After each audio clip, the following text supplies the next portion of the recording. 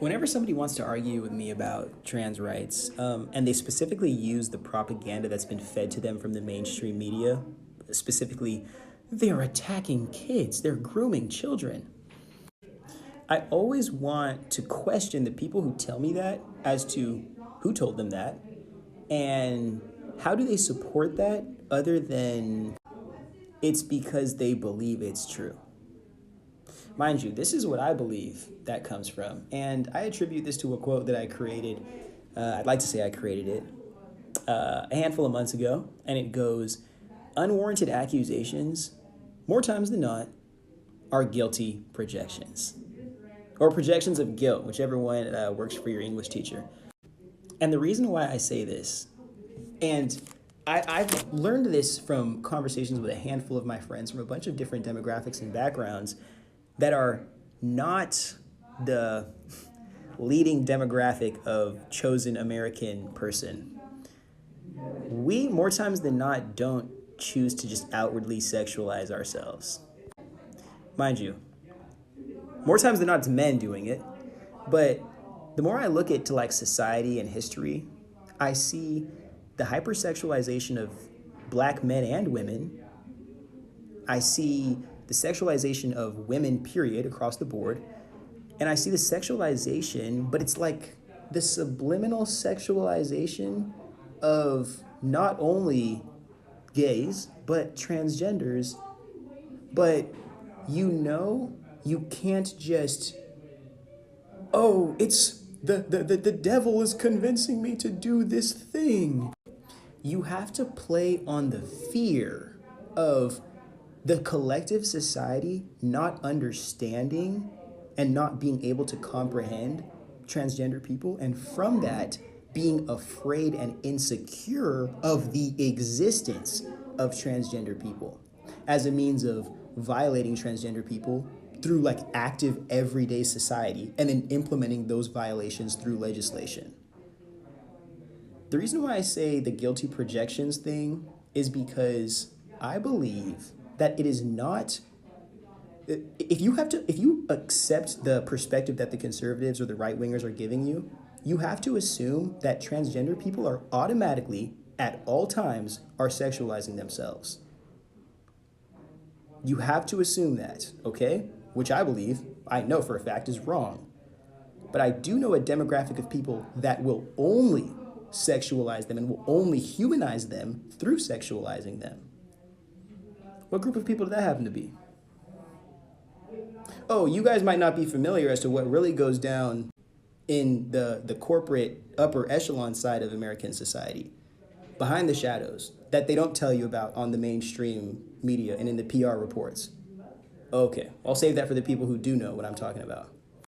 And on top of that, you have to see not only is the sexualization of transgender people a projection from the person who's projecting it to them, it's not transgender people are sexualizing themselves.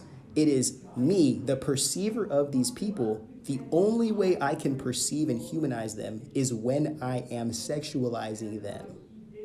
A lot of men have this for just women, period.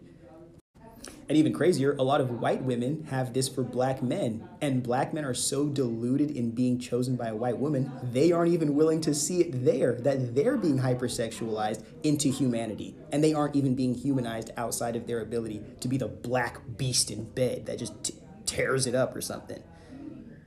Again, this is a sociological conversation. Let's keep getting into it.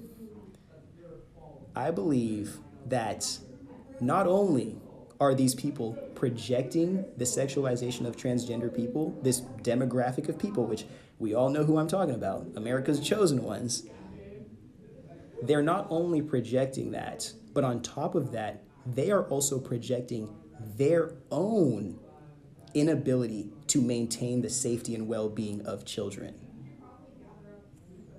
Mind you, it's not all of them. A lot of people, I think, are just believing this psychosis because, again, it protects them from saying, hey, you as a transgender person make me insecure, and now because of my fear and my inability to address that, I'm just going to feel like it's okay to hate you. And then from that hatred, I'm going to allow society to dehumanize you legislatively or judicially, whatever the word is. I believe there is a handful of pedophiles that are able to not only exist, but to thrive behind patriarchy and behind the collective support of patriarchy and really the animalistic support of patriarchy by a bunch of insecure dudes who feel like they're entitled to a bunch of shit they don't deserve.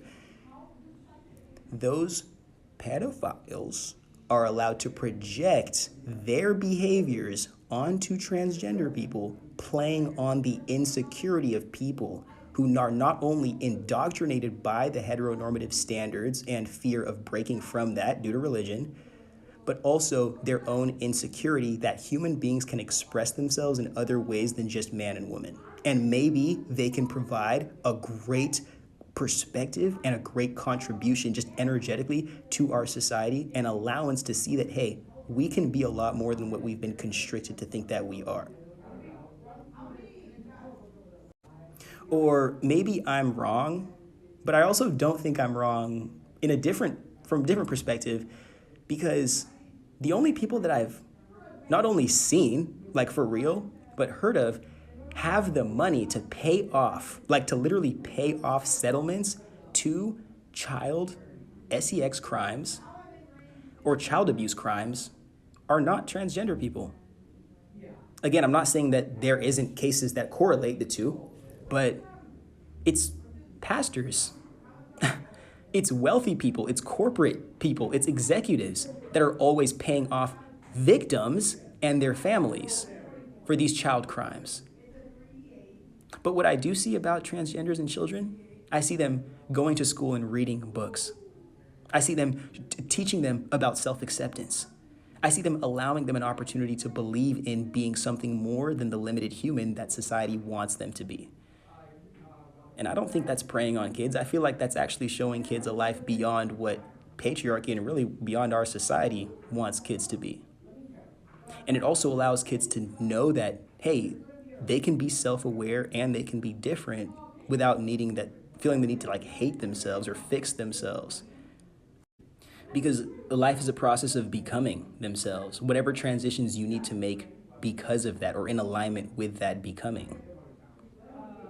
It's just like, the reason why I'm going to keep having conversations like this on my page is because you don't understand, like, this is not only about dehumanizing transgender people. It's just whoever this system can point the finger at for a majority of society to say, yeah, it's okay if you make them slaves again, or it's okay if you like use that human as like an animal or as a tool. That's all it is, bro. And then it's okay, if we can point that finger at somebody and that is allowed to happen, how many people can we point that at? And none of us are ever going to question who is the person that is pointing the finger. I'd be asking what color is the hand that points the finger, but really we should be asking who is pointing the finger and who is the one making the decision as to who gets dehumanized? And how come there's always somebody who's standing behind that hand, behind that finger that never gets pointed at? How are they benefiting out of all this? Are they even somebody that we want to live in if they can't humanize anybody except themselves in a world that is full of literally everybody except themselves? Let me know.